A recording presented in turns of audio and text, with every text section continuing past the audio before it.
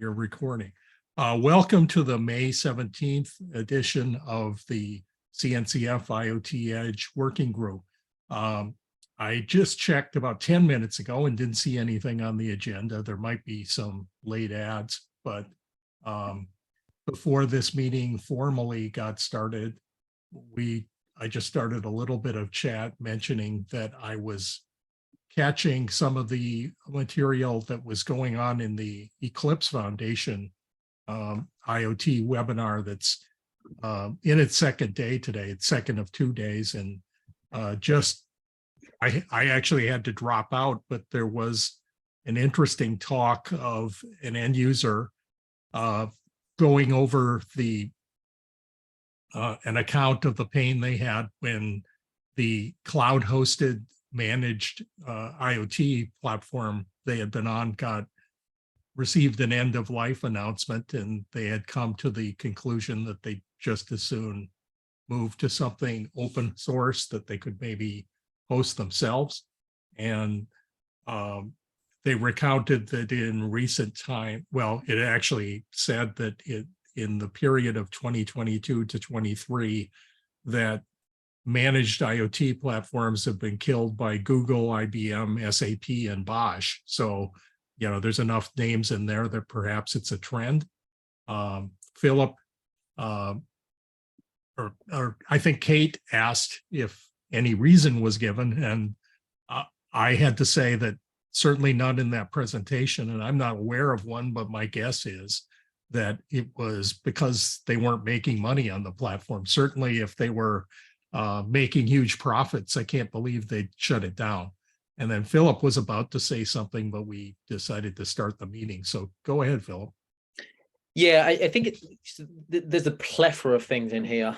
A lot of people look at IoT and go, oh, what a big market. We can make loads of money there. But IoT is really hard because while there are some underlying core principles like device management, over-the-air updates, each industry has very specific requirements which are specific to agriculture or manufacturing or something else, not just from a functional perspective, but also from how do you sell to these people? How do you discover them? How do you take stuff to them?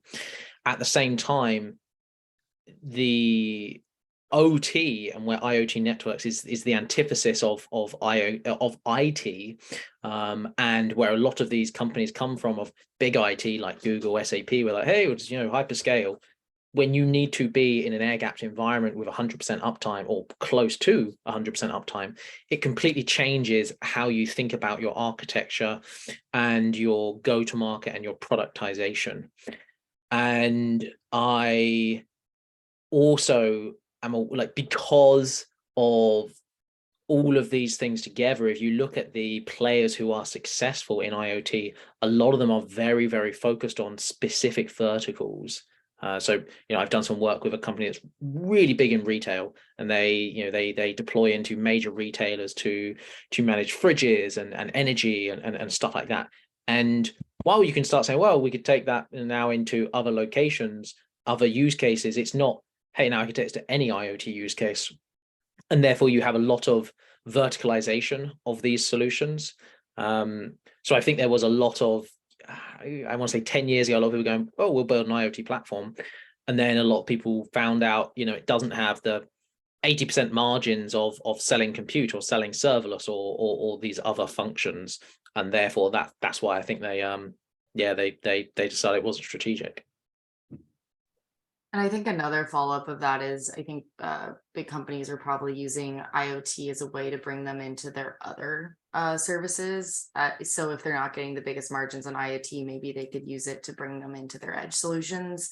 But we're still working on having good enterprise edge solutions out there, and people aren't fully bought into the edge yet or ready to migrate fully there. So I'd be curious if the IoT side of it was too early, and maybe once edge is more mature, then the IoT managed solutions from some of these big companies will come back as a way to bring you into their edge managed solutions. Good question. I partially, maybe the work that I do around edge and IoT, a lot of it is environments where you don't have internet, or you can't depend upon the internet, or the environment needs to be completely sovereign, because if a tornado rolls through, you need to rebuild it on the assumption you don't have an internet connection. And that doesn't really fit to the business model of those mega providers who want to do things internet provided.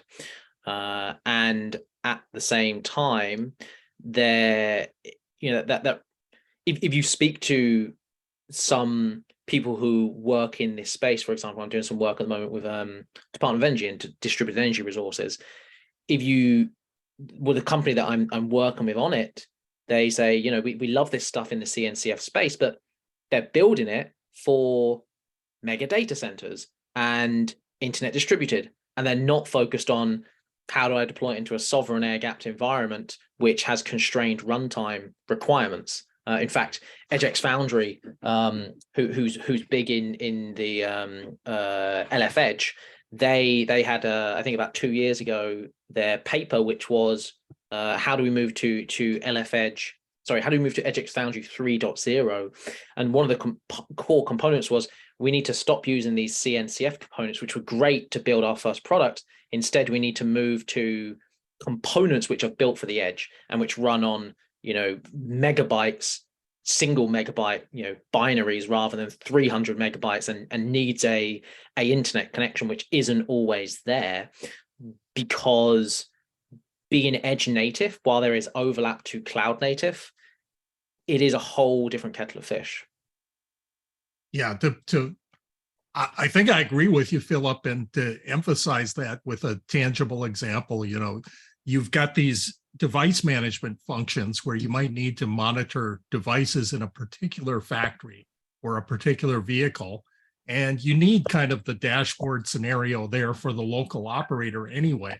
And it needs to still be there if there's an incident in the plant where there's an emergency. You still need to get that overview. So cloud hosting it or central command and control sounds cool, and it gives a big demo for the movies of the war room where the Pentagon generals see everything literally in the world, but it still has to be fully functional on some level locally when that can uplink to the central command and control is broke. And if you go do both, you're paying for extra infrastructure, and you still had to do the edge standalone that survives air-gapped. So what's the value to, if it's an additional layer, to also reproduce it up in the cloud when you still need it locally? And, I think maybe there's some realization of the cloud hosted central not being a complete solution that will cover what you need.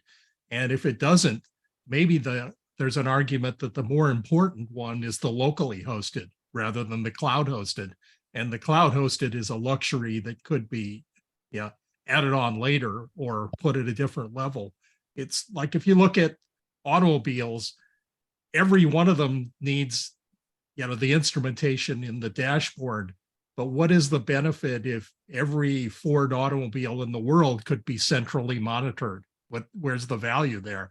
I mean, somebody might like to see that, but then others are even concerned about the privacy leakage of what's involved with that. And I think in the IoT space, we're getting to a point where some of these issues of information leakage across borders starts to become sensitive too. Yeah, I think I could agree to exactly what Philip was mentioning, because I am part of that world, and it's quite. There are two facets to it. I think what Philip mentioned is the fact that OT, the operations technology part, is in itself is a very rigid world, right? There's no sense of I can have a downtime over here because it's a very critical application, right? You can't just tell the oil and gas people, guess what, we'll have to shut down the rig for 15 minutes, but that would cost them a lot of money. So that part is extremely rigid, while as on the other hand, the IT part is designed in a way to be extremely flexible, right? Adding a bit of redundancy, maybe scaling up, scaling down, this and that. But when you think about vertically scaling, it's a very difficult thing to achieve in this field. So that's one of the major aspects that most of these big platforms weren't able to achieve what they wanted. And on the other hand, I think it's also the way of monetization and licensing. It's not that easy when you have X hundred types of devices that need to do something very specific. And if they are anyways not generally connected to the internet, the monetization part becomes a bit more of an hassle.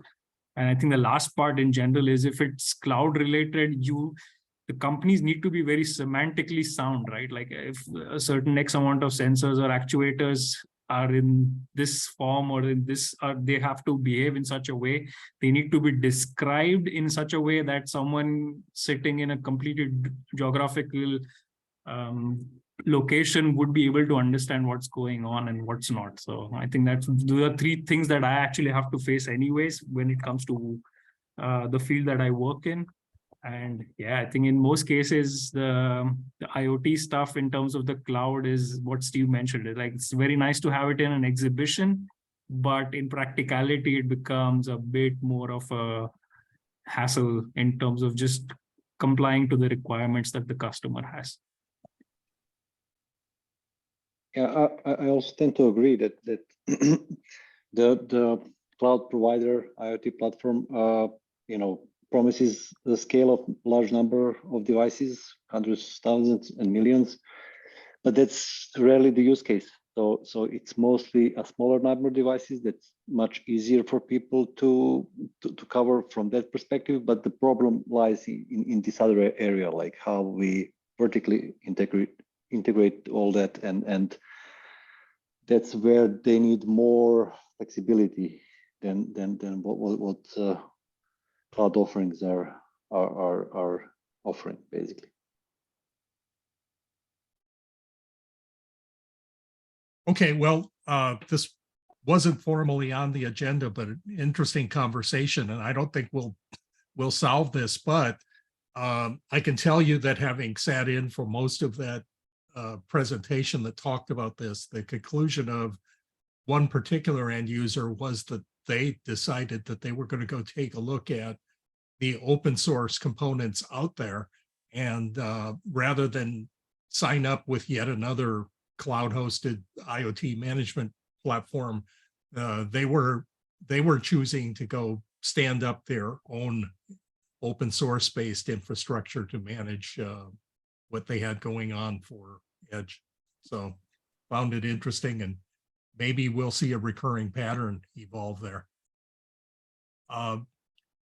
I think I noticed that, Shan, you added something. Did you want to talk about these things you listed in the agenda notes on use cases for K8s and Edge? Yeah, so in a nutshell, what I've been talking to a couple of my colleagues, we have a so-called, let's call it toy factory. This is a very specific German company that does this kind of things.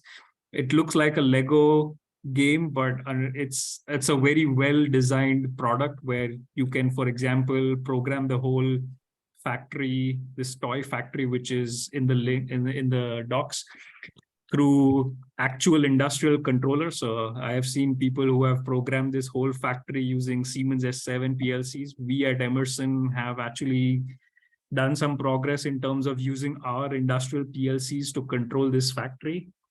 And we now also have that infrastructure to for example, use some form of tools that CNCF provides, or maybe using tools like Edge or something like that, which we are anyways looking forward to giving it a try with this factory. It's a low risk and a high reward kind of a situation for us, because it does work like an actual industrial factory. All the consequences being, if something goes wrong, we don't end up getting sued, or we don't end up getting any problems. We can always reset it, hard reset the whole system again. So yeah, that's something I wanted to anyways present over here. I think in the coming meetings, I'll try to prepare couple of slides of how it actually looks like, what are certain components to it, and yeah, and I think it might be interesting for the people around here to maybe to maybe have some ideas about if there are certain things that we would like to do as a so-called prototype first, or maybe something with the CNCF tools that we have in an actual so-called simulated industry. So I put that thing in the agenda so that maybe it might be something that we can actually work on together. I do have some green light from my superiors, at least at Emerson Discrete Automation, that we can actually use these kind of, we can use the infrastructure. So I think it's a good sign, and hopefully we can make something out of it. That looks really cool. When you just started talking about it, I was doing a Google search for it thinking, oh, I'm enough of a geek that if this is a Lego-like toy factory, gee, maybe I'd go buy one. And although when I saw it was $9,000 US, it was a bit of a deterrent. My toy budget isn't quite that great, but it really looks nice. Maybe if I can talk my employer into buying it. Yeah, in fact, we actually bought it as a company because it is a decent, it does take up a decent space, right? So it is huge compared to what we see on the website. And it does a lot of things here and there. So it actually simulates a way of, you have like small blocks that go through a assembly line. It goes into a so-called simulated oven for 5-10 seconds, depending on how you program your PLCs to it. It then sorts it in a high bay storage area and everything. So it's quite nice. It has a lot of bells and whistles to it.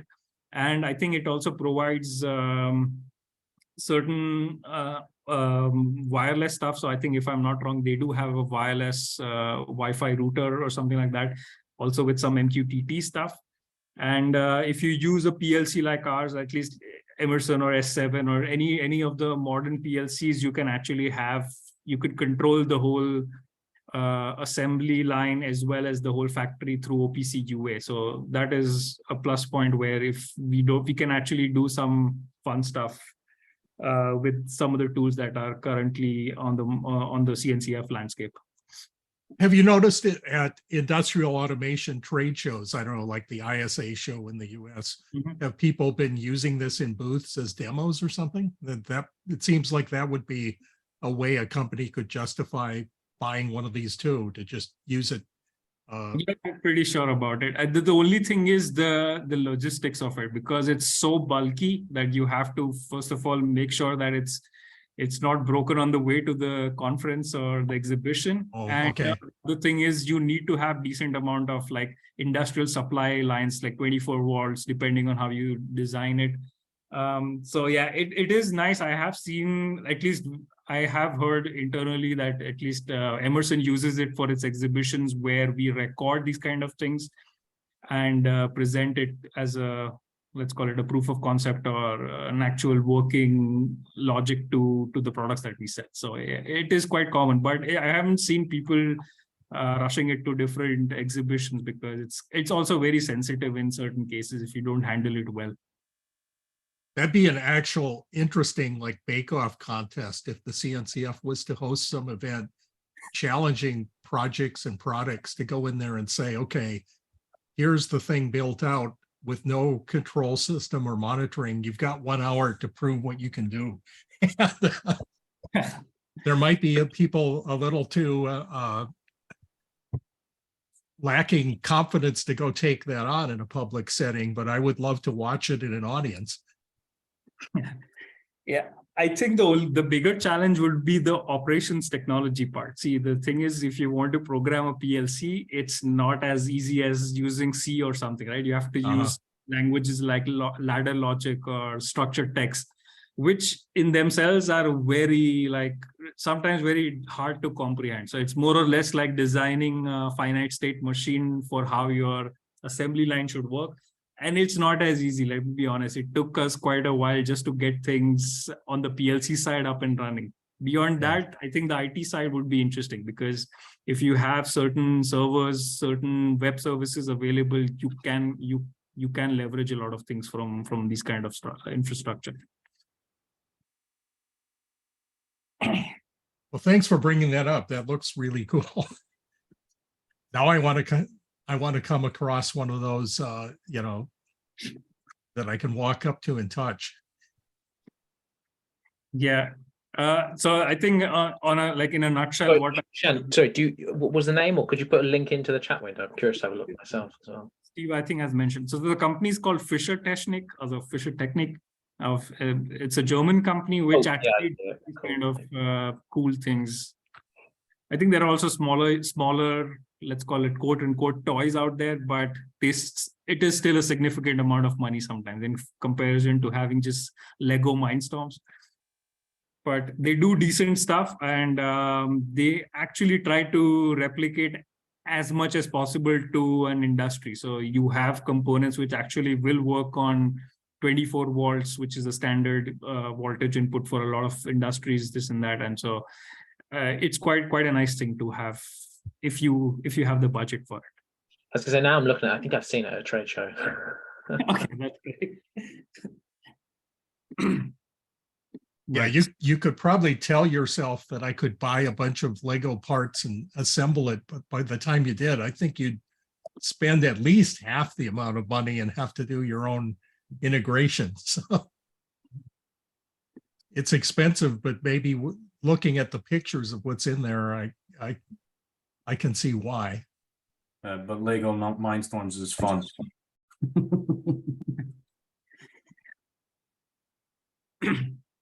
So yeah, so our plan is anyways, we have got some things up and running with our industrial computers, the ones that Emerson actually takes.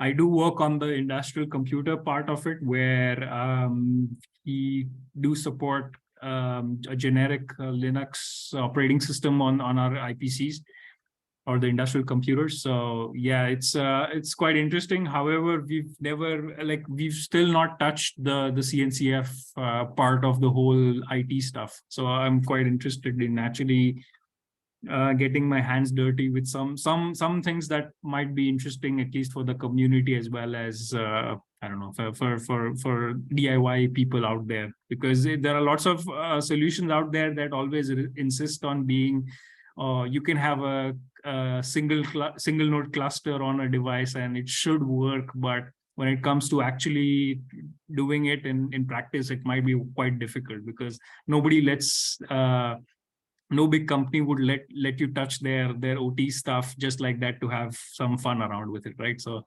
right. It's kind of interesting, the comment you made too about the EdgeX Foundry trying to replace out the CNCF stuff, or I think it was you, or was it Philip who said that? But you know, I've heard indications that there are sometimes concerns with differing update cycles on some of these tools, where even within the Kubernetes project, they used to do Kubernetes version releases quarterly.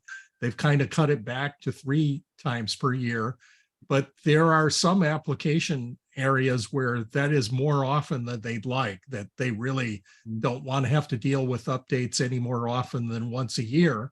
And you can say, well, you could just skip some of these, but with Kubernetes, they do have a deprecation policy where, you know, beyond a certain number of releases, they no longer continue to do maintenance releases. So, you know, there are a lot of elements here, and certainly in the manufacturing sector of IoT Edge, I think people are used to much slower update cycles than are typical in commercial IT. You know, certainly quarterly updates are probably more frequent than they want to deal with.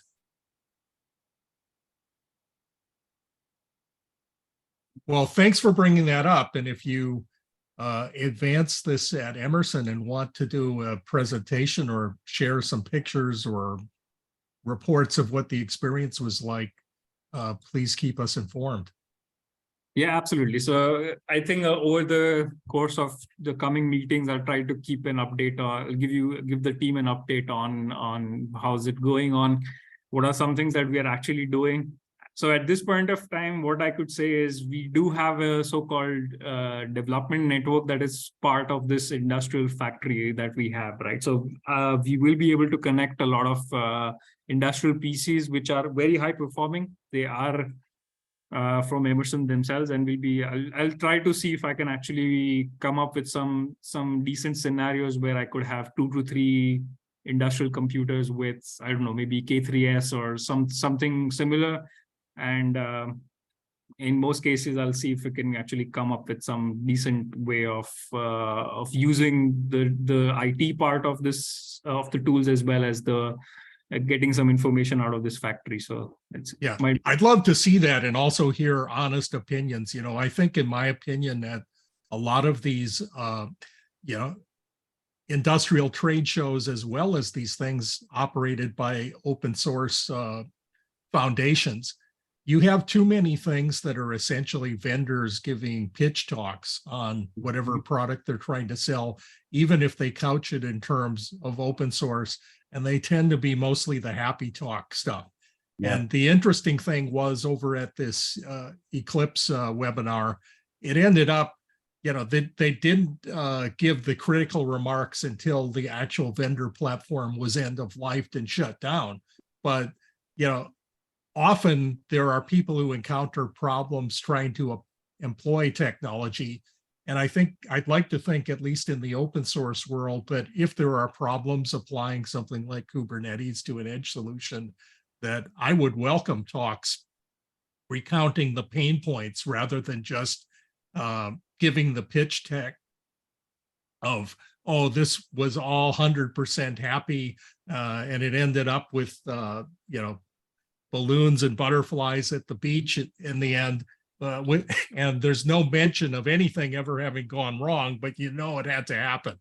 And I think there's great value in sharing the pain points, because this is the only way we can make the stuff better.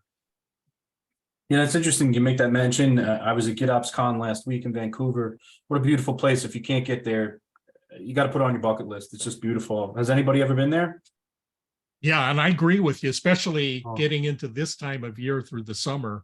It's beautiful. You go there in winter and it's not quite as nice, but in my opinion, but yeah, it's great. Yeah, they had they just said that they finished their rainy season, right? So they were all talking about, how the day before I arrived that there was rain. And so I gave a talk there on that Argo CD scalability bit that we've been talking about recently. And it was well received, I think. But the gist of it was, like you were just mentioning about, vendor pitches and so forth.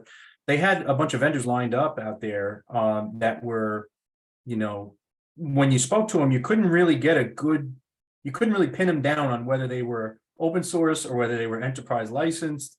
And so it was a little, most of my conversations towards the second day started to become more about, hey, could you tell me more about your product? And oh, by the way, is it open source or licensed first before we get started?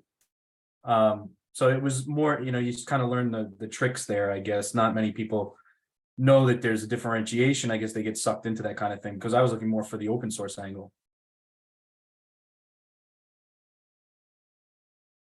Hey, Steve, can I share a picture real quick? I think it might make everybody Sure, let me grin a make bit. you a co-presenter. Yeah, I think you might like this. I found something in Vancouver that I thought was interesting, and I pointed it out actually in my talk. Let's see, pause, stop recording. How do I do this?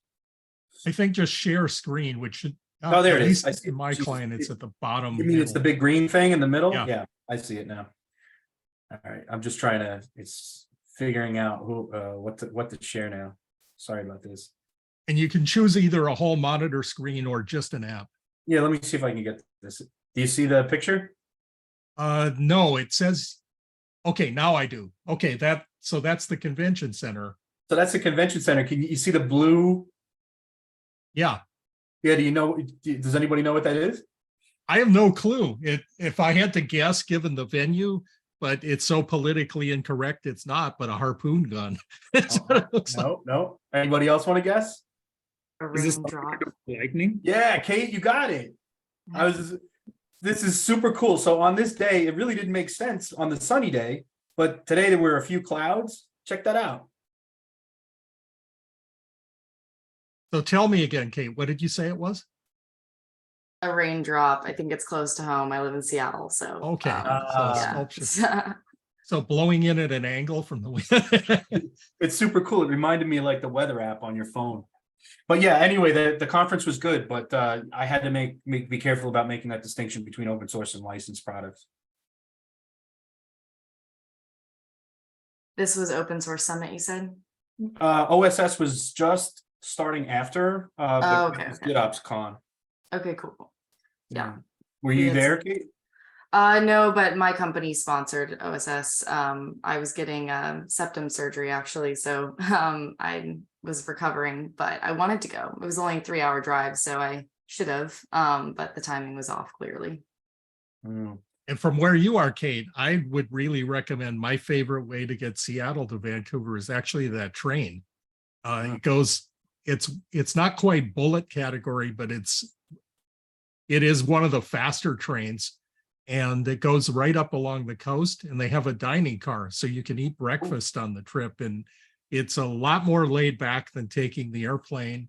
And my experience is that the customs entry at the train station is a lot more laid back than at the airport too. So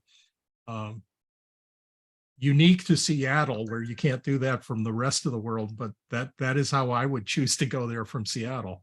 Yeah, I haven't done that. That is officially on the list. I don't know why I haven't tried that. I guess it's just so convenient to hop in your car, but this seems quite a nice luxury. And in terms, since you brought up Open Source Summit, which does have typically tracks on IoT Edge, I've been to the North America, which is often, I'd almost say half the time it's in Vancouver. I've been to the Europe one and the one in Japan as well. The one in Japan tends to have a stronger focus on IoT Edge, but it's very much oriented towards automotive as well, I'd say. So that is the big one in automotive Linux per year. In terms of vehicle electronics, I think maybe a lot of the companies that are sort of the leading edge there are in that part of the world, which might explain part of that focus. And the North America one, in my experience, has not been that strong on IoT Edge presentations, or at least the ones that I found I enjoyed a lot afterward. And Europe is kind of mid-range, but they all have those tracks. I think in terms of speaking at one, the one in Japan is in December, so it's not even open for CFPs yet, I believe, but that one is still remaining. And I think the other two have either happened or are closed at this point. Yeah, we just speaking of conferences, did anybody see that KubeCon Shanghai was announced for September? Yeah, Yeah, and that one is open right now for Right. submits. Yeah, we're submitting for that. Yeah. And speaking of conferences, another one, this is pretty much online, but I discovered this group that's called TinyML. There's a TinyML Foundation. And the tiny there is that this is essentially edge-oriented AI and machine learning. And I wasn't aware of it, but it appears to have been in existence a year or more. And they have been very active just because the world had their eyes opened up, I think, by ChatGPT, and everybody wants to get on that AI ML bandwagon recently. But they have had webinars twice a week, and they have been pretty interesting. There's a little bit of vendor pitch going on there, but I think that this whole space of AI ML for Edge is perhaps going to be even bigger than the cloud hosted one. That was kind of the focus of the talk I gave at KubeCon Europe, that, you know, since most of the world's data is originated and generated at Edge, there's a fairly compelling argument that you'd want to give the AI first bite at that data close to the origination point, if for no other reason than to reduce it down. But you've also got the concerns of eliminating latency, points of failure. A lot of times that data is massively bulky in size to where the AI would be really good at reducing huge amounts of data. I mean, one example is obviously video with 4K video coming in at 60 frames a second. You don't want to pipe that up to the cloud, and I don't think anybody in their right mind would. but there's plenty of other data types, anything from industrial automation sensors to audio devices for, preemptive maintenance, predictive maintenance applications that really call for AI workloads running at edge. And anyway, Yeah. this tiny ML foundation seems to have focused themselves on that particular opportunity. Most of the talks are being put on by people with chip vendor tie-ins that I've caught, because essentially everybody doing chips for these edge devices is adding on ML accelerators. Yeah. So this is a completely different world from things like TPUs and NVIDIA boards that consume 3 kilowatts. This is little cheap ML accelerators. They often don't attempt to bite off the task of doing the training, which could be viewed as an opportunity to do batch, and the training might be something perfect for the cloud where the load is intermittent and you want to kind of rent that facility rather than invest your capital and have it go underutilized most of the time. But at runtime, on the other hand, there is, I think, a strong argument for building these inference engine accelerators into the actual, either the chip or they build modules that incorporate a general purpose CPU as well as an edge ML accelerator. And I think that this is something that is really interesting. Now, in terms of what this group does of edge native applications, I think it fits in, because when you get down to it, you still have to train these things. I think it's fairly typical that your initial training set is just your first approach at this, and you can iteratively tune these things to keep making them better. But if you do that and you've got 10,000, 100,000 edge leaf nodes that you have to distribute new training sets to, that problem looks a lot like distributing, Docker containers or WebAssembly containers.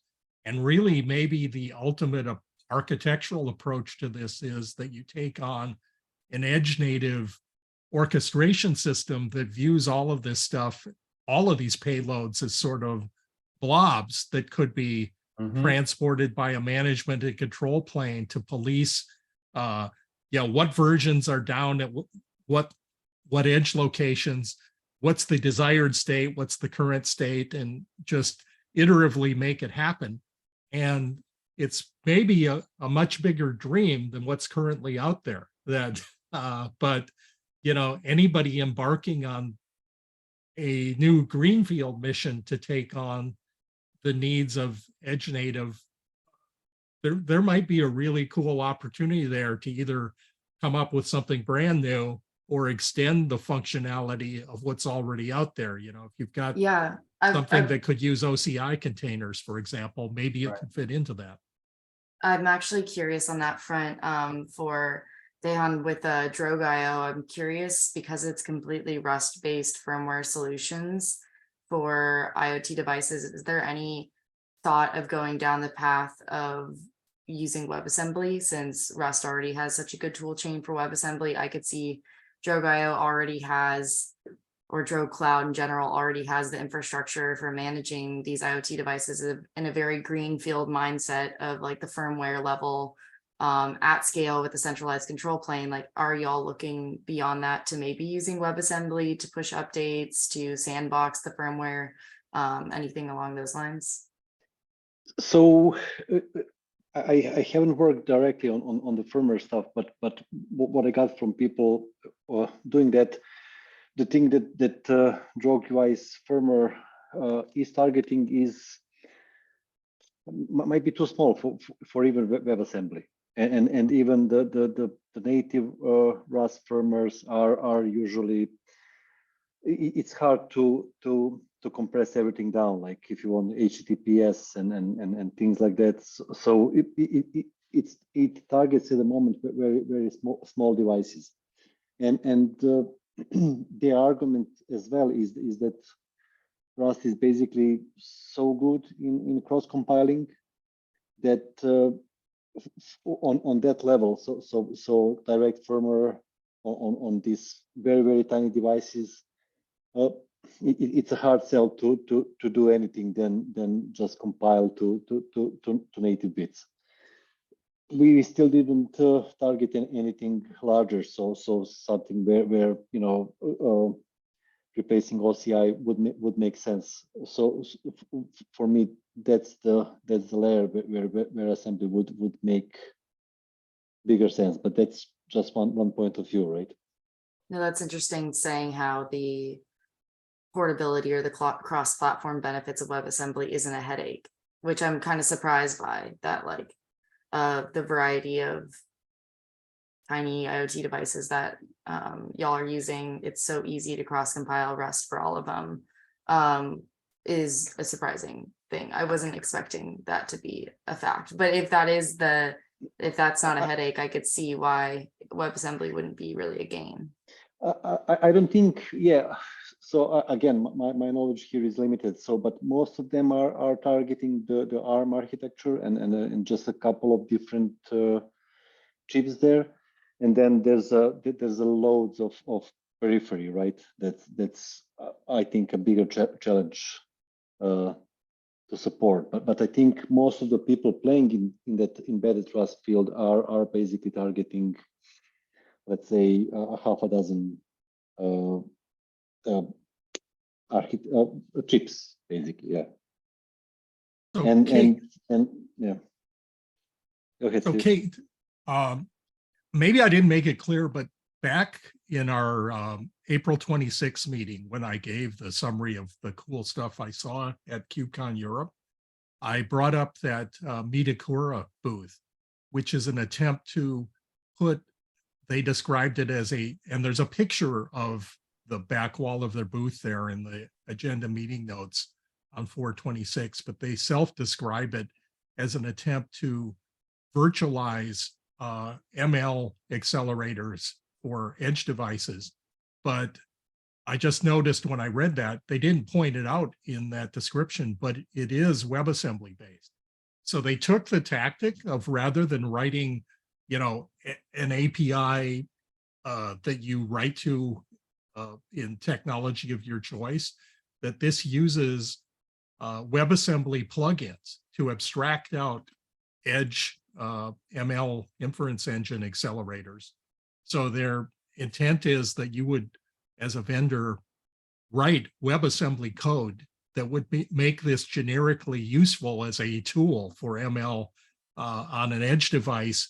And the reasons they discussed for why why WebAssembly was cool is that it even becomes platform agnostic, CPU agnostic, language agnostic, and OS agnostic.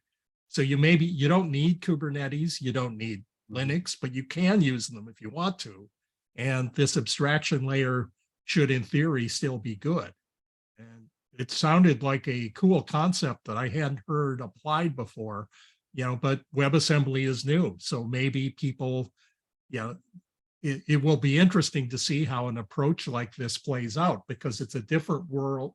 It's a different means of abstracting something that maybe makes it really versatile and useful regardless of what your other technology choices are. I think the model of closed source plus WebAssembly plugin is becoming pretty big. Dapper has that now, which is not closed source necessarily, but there's also Suborbital, which is a big company in the WebAssembly space, is all around plugins, and also database solutions with WebAssembly plugins is becoming a big thing, so that you can write your own queries that run in databases themselves to like specialize what's happening. So the whole plugin domain of WebAssembly is certainly one that's booming and becoming more powerful. And I could see it in the ML space to kind of tailor your solution being a big one as well. Yeah, that's interesting with what you said. So this company told me that they plan to open source this. It isn't out there yet, but in a June timeframe. So maybe we can even get them to come on and present here. But it looks interesting. And given your interest in WebAssembly, maybe you'd be particularly interested in it. And just this approach of using WebAssembly as an abstraction layer sounds really cool.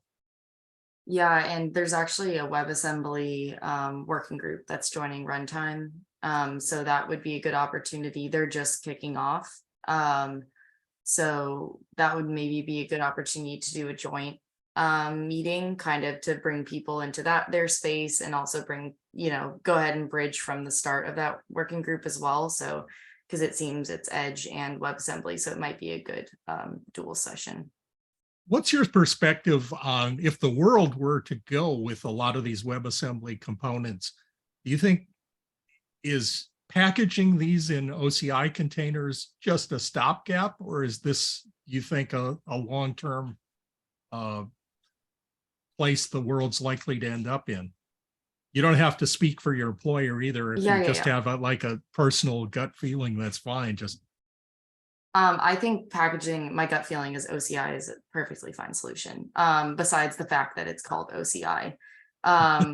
I wish it was called open content instead of open container, because I think the word container is incredibly confusing in the WebAssembly space. But I think OCI is fine. I think creating uniformity around how you define or tag that image to say this is WebAssembly, and to go further to say this is WebAssembly that uses the component model versus modules versus is a specific app type, like my company's Spin Apps, versus a different one, maybe a Wasm Cloud app. So how do we create uniformity around that, and does that matter? But the Bytecode Alliance, which runs a lot of the server-side WebAssembly initiatives, is creating WARG, which is going to be a registry for all WebAssembly components. So the idea would be a world where you could import a WebAssembly component in your WebAssembly application, so that you could not have to worry about how to create a logger for your WebAssembly application, or how to handle in the future maybe an HTTP server, and instead import that from one centralized WARG repository. And that could have various backings. So the way that they've promoted WARG is that WARG is this one central entity, and it could be OCI, or it could be Bindle, which is a package registry specifically made for WebAssembly, or it could be any of these other ones. And the idea is that it wouldn't matter, and WARG would abstract it away. So I think they're already thinking about that question and trying to build a cohesive solution around whatever way people choose to package it. Yeah, my probably uninformed attitude so far is that unless there's a lot of overhead in the OCI format that would devalue some of the small size of WebAssemblies, the world might be better off to stick with it, just because of all the tool chain resources that are already there, like the ability to sign these and to do security scanning potentially. It calls for metadata being wrapped around it so that you know what you're dealing with, and you can maybe unleash specialized tools that, in some cases, some of this evaluation of the provenance of what's in a container would require knowing it's a container, so that you can, or a Docker-like container, so you can drill down and look at the layers. And maybe you don't expect it to be there if what's in that OCI container is actually, a training set for an ML inference engine that might look quite different from that without a layered structure like you'd have in Docker. So you want enough clues as to what is in this bundle to intelligently deal with it with the collateral tools. But the ability to go publish these at a central location, have them get replicated around the world, maybe even stand them up in dedicated registries for edge locations that have to deal with intermittent connectivity. There's no point in reinventing wheels for that if what's already out there is a solved problem with a track record of stability, so that you'd be better off to use what's already there and get a head start on getting these in the hands of users to make it useful. Yeah, and as far as now, the overhead is really not that big, right? It's just a little bit of JSON metadata, and that's it. I posed a question in the chat. I'm just curious, is there any because I'm actually also new to Kubernetes, but I find like learning about API machinery is very helpful. Just for WebAssembly, is there any similar like fundamental, or you can say internal information, YouTube videos about how Yeah. WebAssembly works? So we actually had a discussion about this at KubeCon Europe, where like it was an impromptu discussion with a lot of the people in the server-side space of WebAssembly. There isn't great learning tools out there, whether it's coming from the perspective of trying to build up the underlying technology or just use the technology itself, the fundamentals of it. I can send you what's out there, but there isn't one good source quite yet. I think people are trying, because it's moving so fast, at least the WASI or the systems interface they're running it on the server isn't fully stabilized yet to a point where there's one book on it. But we're getting to a point, probably like preview 2, which launches the component model, is supposed to come this fall. And I feel like after that comes, there might be stabilization in the documentation, but there isn't really one solid place. But I'll put some resources in the chat, but unfortunately, like off of my head, I can't think of one spot. I don't know if anyone else has found a good resource. I'll give you my perspective, having tried to learn it, is that just the sell-by date on articles written about WebAssembly should be 6 months. So when you go out there and just do a Google search looking for things, you'll find plenty of blog posts, and anything that's 2 years old, I'd be really skeptical of, because when I've tried things like that, they blow up on me because things change to the point where they're no longer valid. And in terms of YouTube videos, I personally like, there's been WebAssembly days at KubeCons going back a couple of years, and there've been good talks in there. Not all of them are good, but probably half of them are good. And you can find those on YouTube pretty easily. The other venue that's had really good WebAssembly talks, in my opinion, is Cloud Native Rejects, which theoretically is talks that were rejected by KubeCons. In reality, I think some of the people who give presentations at Cloud Native Rejects never even applied to KubeCon and just went there direct. And they tend to get a more, I'd call it a hardcore audience, because the audience that shows up for Cloud Native Rejects, they're such geeks that they are willing to arrive a couple days early and go for extra tech sessions rather than go out and tour the local area to go sightseeing. And I really think that the average level of content at Cloud Native Rejects is quite good. And there have been some really good WebAssembly presentations that took place there if you want to go to WebAssembly does have a huge amount of information. For me, I'm a database consultant, so I don't really need to learn to develop on it. So I'm interested in the underneath, just like API machinery. I don't need to actually implement a Kubernetes solution, but it'd be interesting, like just knowing the components of API machinery and the difference between the API machinery and the Kubernetes API. Yeah, that's very interesting to me. Well, I can tell you I can't give you the name and the link offhand, but if you're a database person at Rejects in Los Angeles about 2 years ago, there was a presentation specifically on WebAssembly combined with database, where they were injecting WebAssemblies into a transactional database to use as stored procedures, so the stored procedures could operate server side, client side, and they would just extend a database to go shove a WebAssembly in there as an object within the database that could be done during a transaction as something equivalent to the old stored procedures. And it was an interesting talk. Very interesting. Would it be possible? I know the meeting is ending, but can you post in the IoT Edge channel? Yeah, if I can track that down, I will. Sure. Thanks. I think that there was some, oops, go ahead, Kate. Was it by Carl Severe? Was it from about single store? Do you know? Yeah, that might have been it. Okay, I can. You have the link to that, or? I think I can find it. I remember that one. And Andy, in the Slack channel, even though he said he couldn't be here, Tamoya gave a reference to that doc on edge native application design behaviors. And I had hoped to get into that here, but it looks like we're almost out of time.